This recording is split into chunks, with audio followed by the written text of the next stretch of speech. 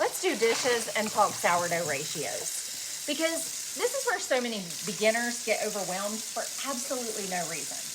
When you see a ratio like 1 to 1 to 1 or 1 to 2 to 2, that is always read starter, flour, water. So a 1 to 1 to 1 means equal parts of all three. For instance, 50 grams starter, 50 grams flour, 50 grams water.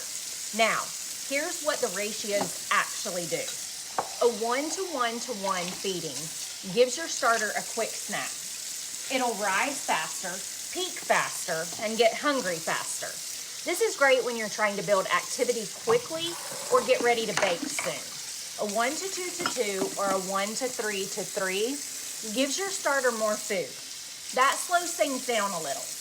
It helps reduce acidity and can strengthen weaker starters over time.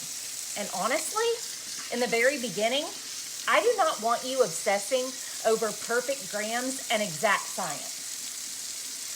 I know sourdough internet makes it sound like if you're off by 1 gram, your kitchen explodes. But in the beginning, consistency matters more than perfection.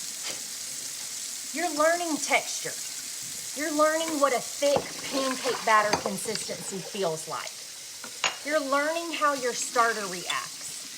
That's why so many people start eyeballing, because your eyes will eventually teach you more than your scale.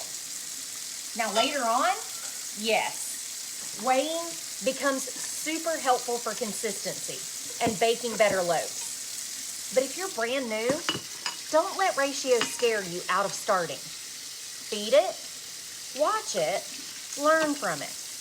Adjust as you go.